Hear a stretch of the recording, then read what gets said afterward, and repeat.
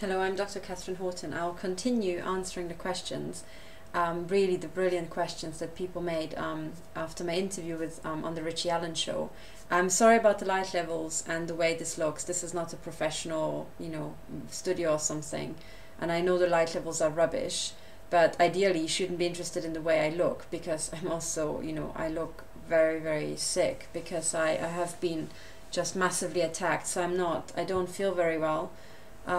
So ignore all that, and maybe just listen to what I say. So I'm just going to continue now, going in chronological order upwards. I've sorted the comments newest first, and I'm going from bottom up, okay? And I'll try to be, as good as possible. So Robert Elliot wrote, academics tend to be the most clueless and indoctrinated of all citizens. They tend to have less understanding of what's really going on than the average person on the street, in my experience. And he has, he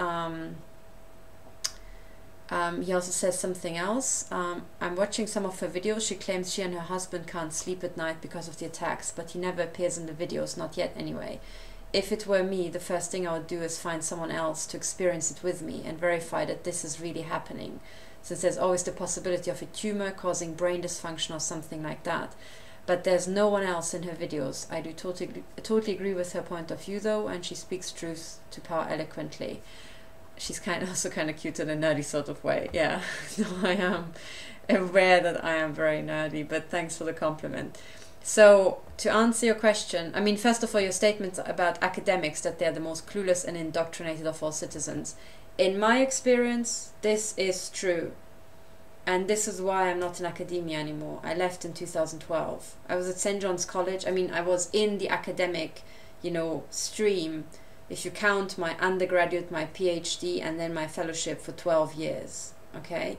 And then in those 12 years, I worked at several research sites for my research, but I was continuously affiliated with the University of Oxford.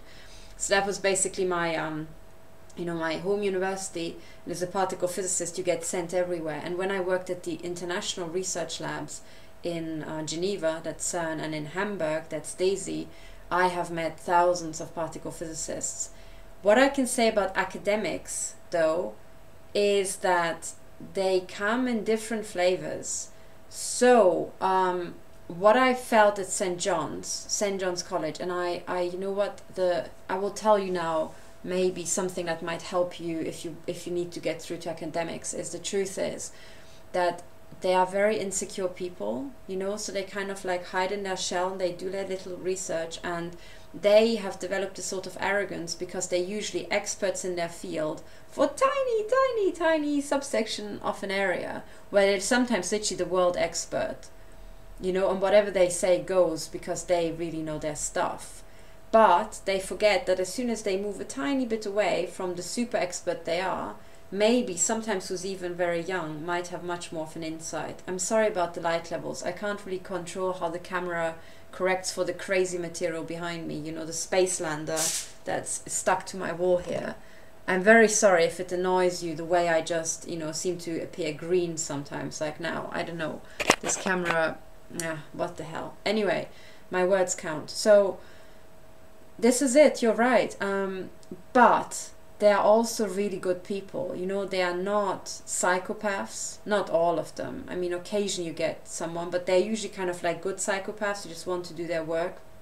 But then I am aware that academia has been captured by the military intelligence complex, and I suspect that certainly in the medical sciences, people have been working, on things that I really disagree with.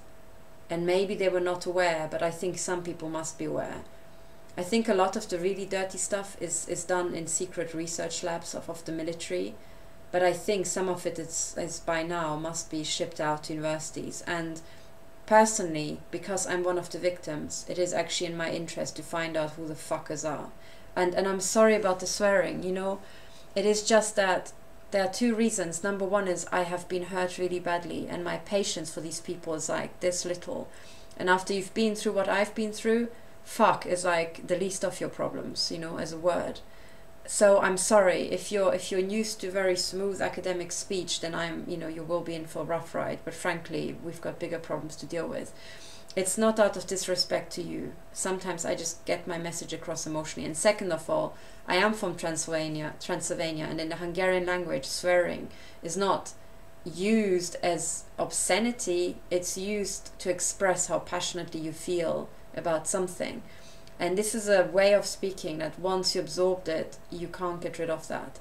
Where I come from, doctors and lawyers and everybody swears, even in public life, if they're really passionate. And the swear word is kind of like a keyword. It's like signaling that you really fucking mean it. You know, there's no class association with this. It is like a declaration of war that you really mean this now. You are willing to cause offense to get your point across, because you're basically willing to ram down mental doors to get your point across. So that's just to explain, for the Westerners, it might seem like, oh no, she doesn't speak like, we expect them to her. And it's just, and I realized the one video I made about dear agents, every second word is the F word, because I have no patience for these people. I've met them. They've monkeyed around in my life. I was doing serious stuff, and they have given me absolute tosh in return. So my patience for these wasters is microscopic, So, but I'm not like the other academics. That's why I'm not there. And what you say about academics is true. Now, your point about my videos, my husband is being attacked, but not as hard as me. And he's attacked in his sleep.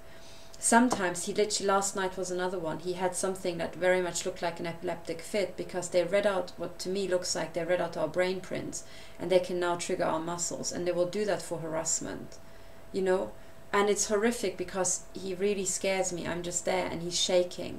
He's not going to appear in my videos because literally he gets a breakdown, or close to a breakdown every single time I bring up this topic, because he is working all out to keep us afloat above water.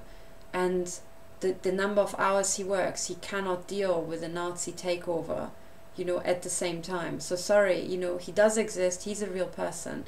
But also, as I try to point out, and it's in my tweets, 70% of the people they attack are women. Okay? Because they're a bunch of sadistic bastards. So they go for the weak, or for the people they think are the weak. So what they do is, when I get attacked, and I try to explain this beam over crossing, because I can feel a painful beam move around inside me sometimes. It's kind of like they can really steer the depth, and that you can do if you overcross beams, because if you've got one beam line, depending on where you set the other one, the overcross will move backwards and forwards.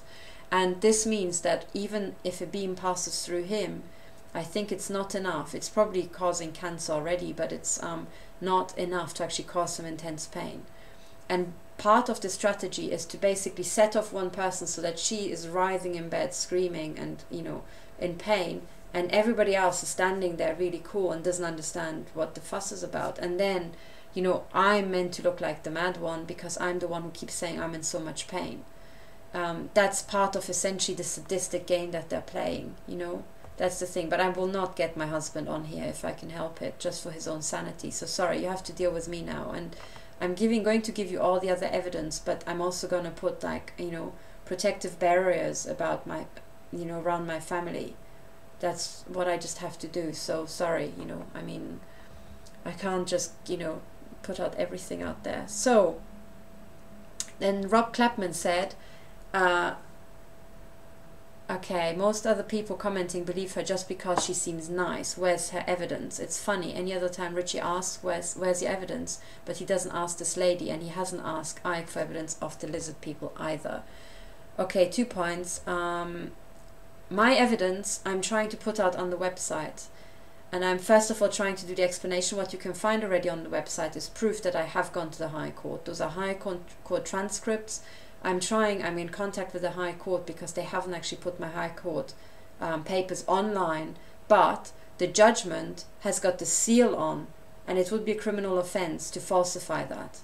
So if you download the judgment and you think I'm a fraud, you could sue me for having, photoshopped the seal, which I have not. It's a real court case. I really was in London. This stuff really happened, and those judges for sure exist. So you can go on my website and there's already more evidence there. And there's the photographs that I've made are real. I'm going to put out more evidence where they manipulated my car radio. And I'm going to put out evidence, but also remember, this is a radio show.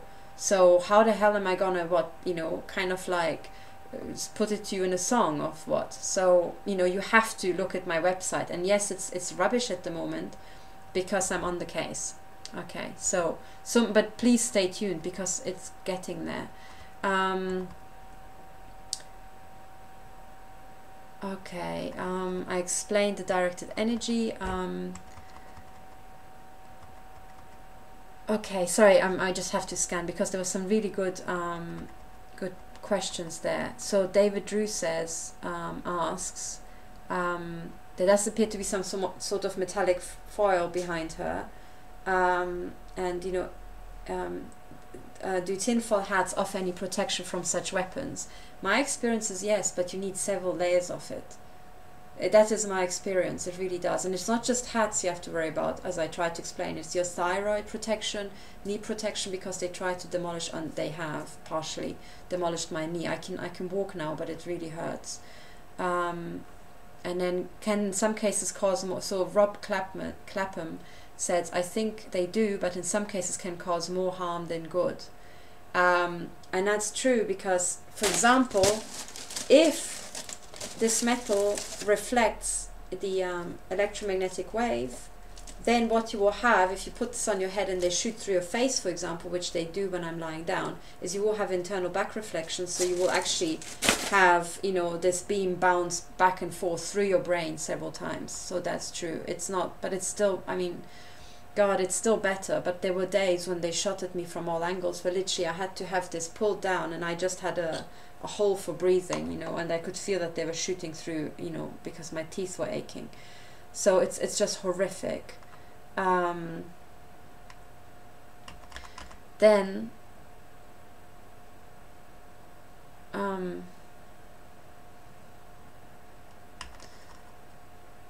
okay, here Gurualvin wrote a question to Dr. Horton directly. Here I am. Why would intelligence agencies harass you in this way for long periods? The only reason I can see them stalking you out for a certain time is for an immediate need to gather information. If they regard you as any sort of threat, surely they would arrest you or take you out, period. That would save on pointless... that would save on pointless waste of manpower and money. That's right, I agree with you, Gurualvin, but what you have to understand, and this is the sort of point I would like to make, they are wasting manpower and money because they are a system run out of control.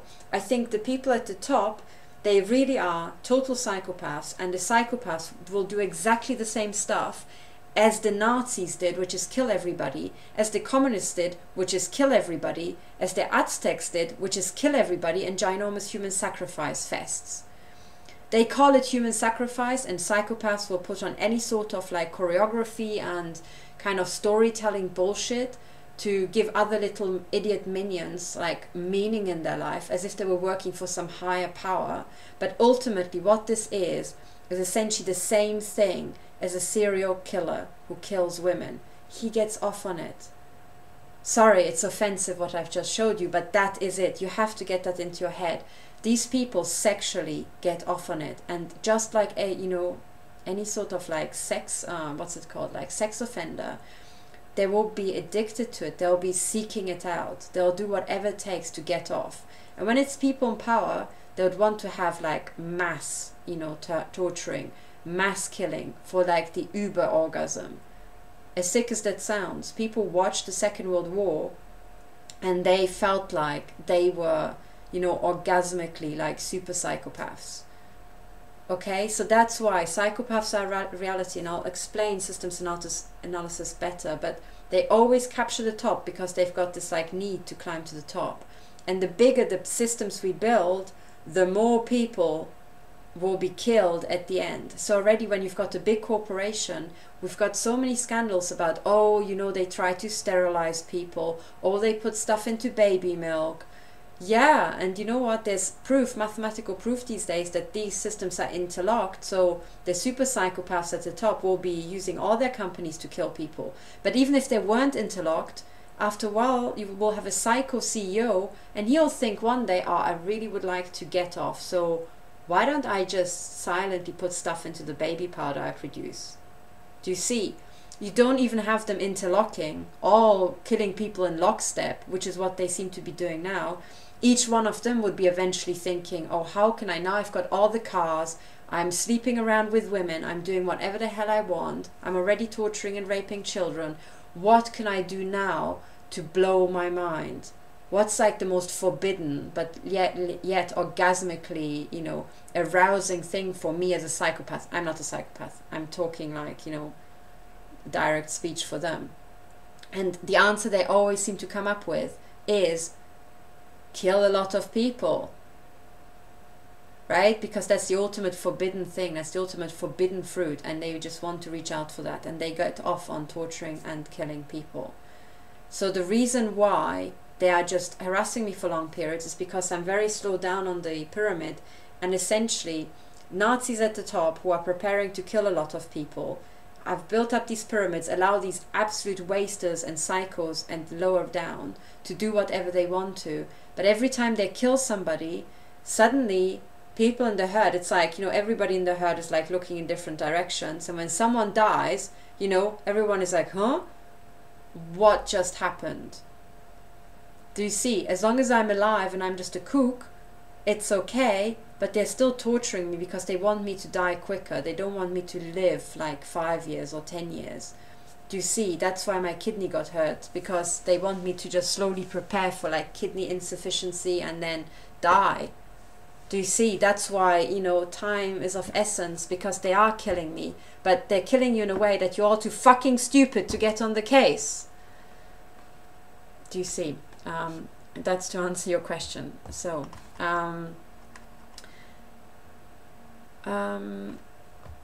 okay, oh yes, Tiwas Ansuz, sorry if I mispronounced it, said, Richie, you're a hero of bold, intuitive, empathetic journalism in a sea of piss yellow sellout journalism, which is no more than brochure creating owned whores of a corporate master. You shine as a jewel of high worth into the world as a beacon of hope from a glowing soul. I totally agree with that. I think that is exactly what you do, Richie, and thank you so much for letting me come on your show, and thank you for all your listeners who actually have the stamina to listen to this horrific stuff, you know, late in the evening, and give people like me your time. Thank you, because we do need you all, you know. And it's, I totally agree with Tiwas about this.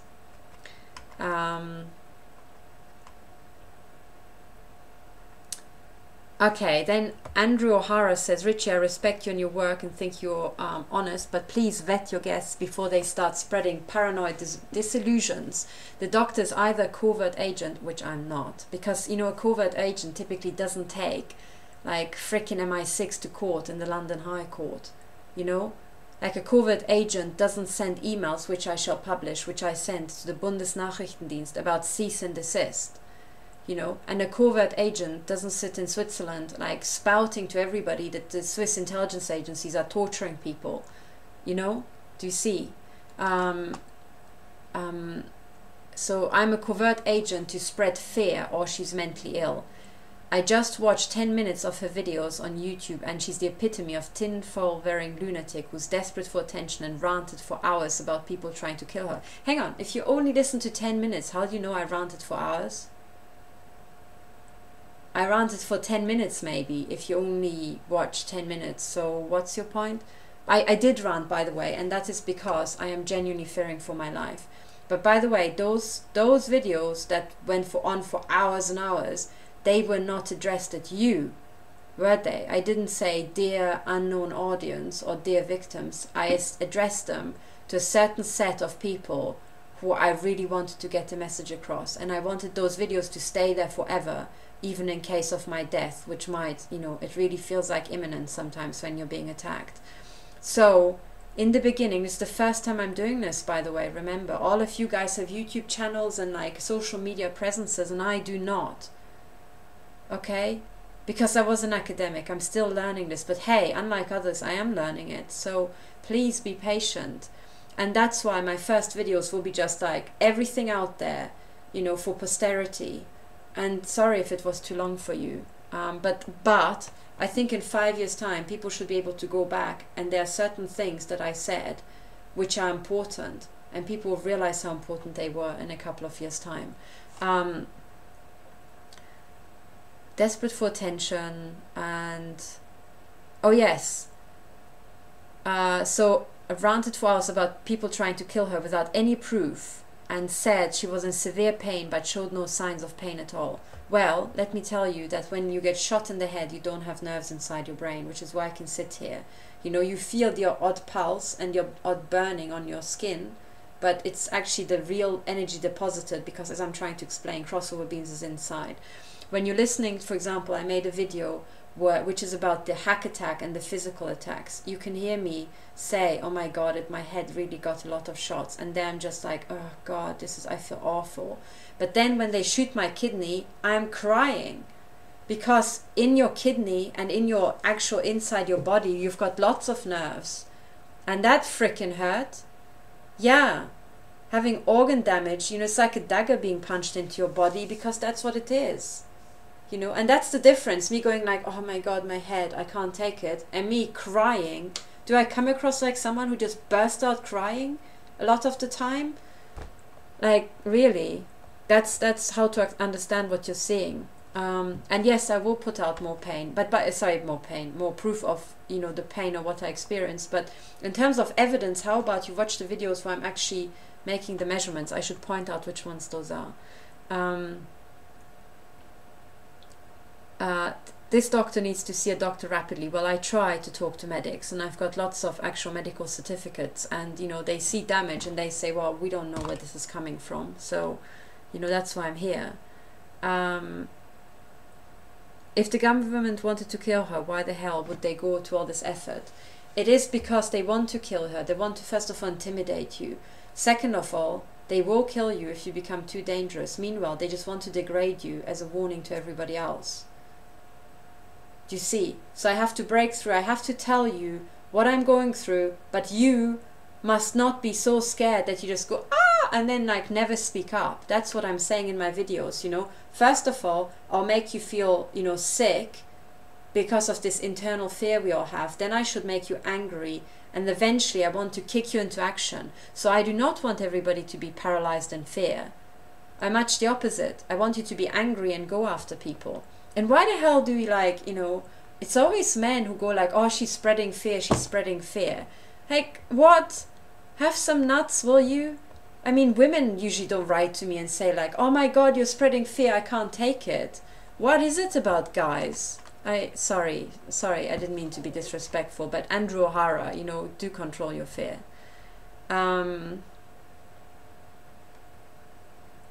She needs to say what she's talking about before she starts going on and on. That's true. I'm still learning how to do this.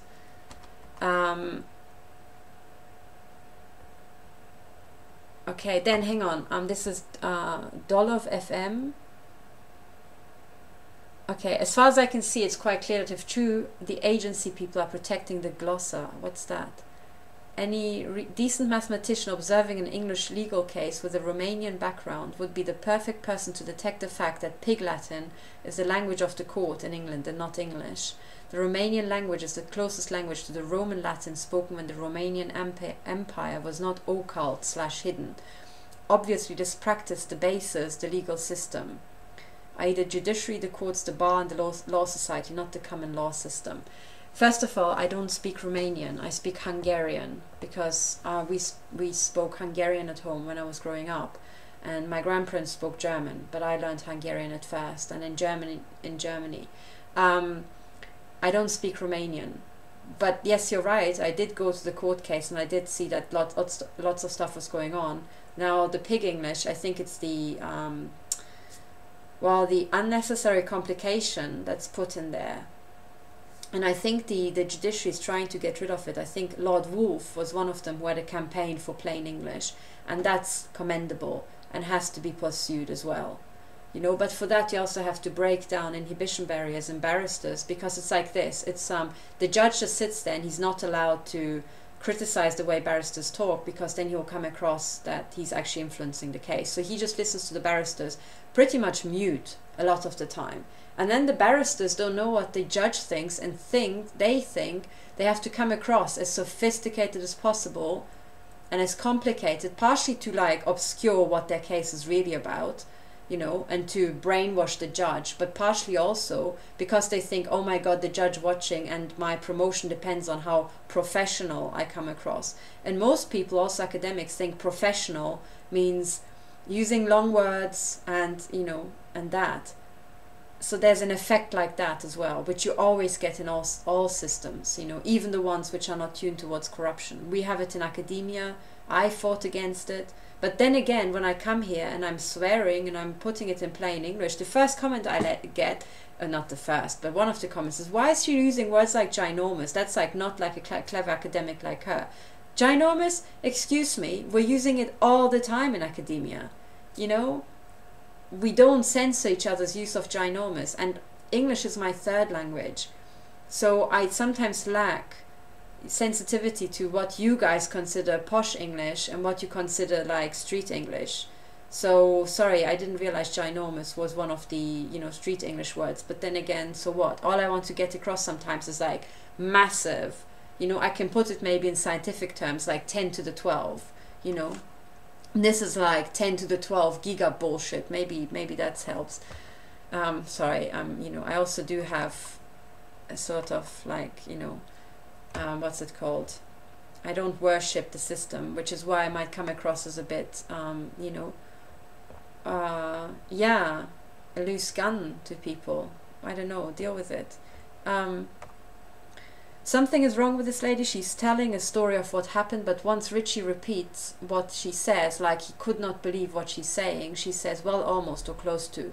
Lightning strikes her friend's mother in broad daylight, but he said, wait a minute, and repeats what she says. She changed her mind and said almost.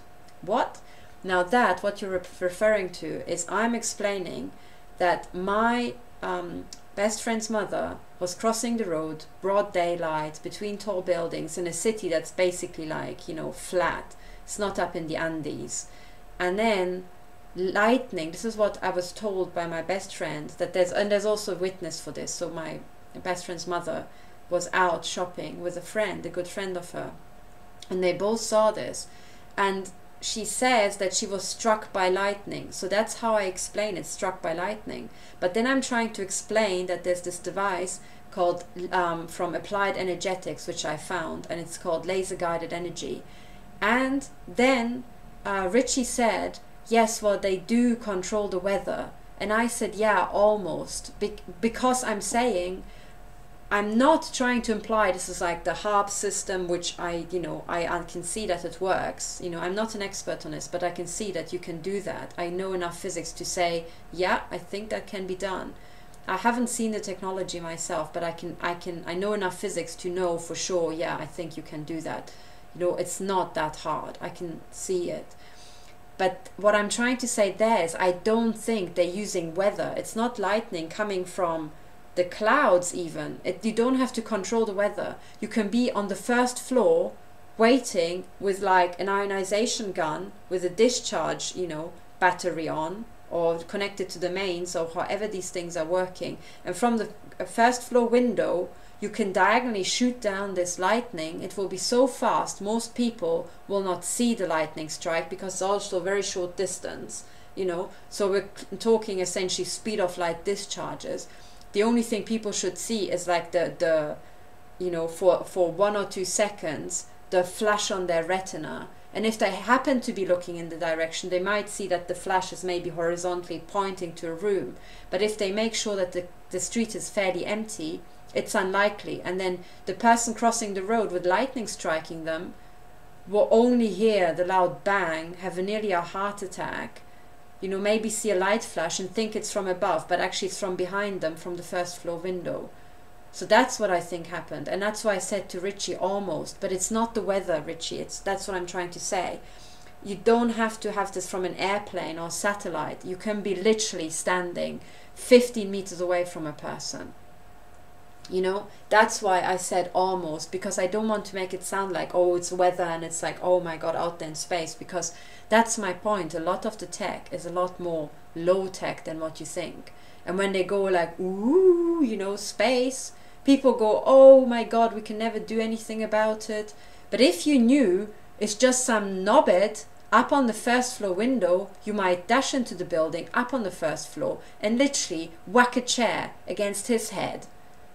Do you see? So there's some actual practical stuff that you might be doing that really would be devastating to these guys, and they're trying to block it out and say, oh yeah, this is just harp sites, you know, with high security, and we all control everything from, you know, bases in Mongolia. I'm sure they're doing that too, but not everything. You can take down a lot of the scumbags by just turning around and punching people in the face. I'm not saying you should do that. I'm not saying you should do that. Don't do that, because then they will get you and not them. Don't do that. But this is essentially it, and this is why I said, oh, almost Richie, but I didn't actually explain it very well. So, but look up applied energetics, and people reported that they have difference accessing the site, and one person said it diverts to, you know, Amazon, but you know, I got it, and I'll look up the quote bundle where I've actually printed it out back in the day when I looked it up. But you should be able to get the patent, because they on the site they were referring to a patent that they had, so you can find that. Okay, this video is long enough. I will truncate it, so it will be continued in the next one. Bye for now.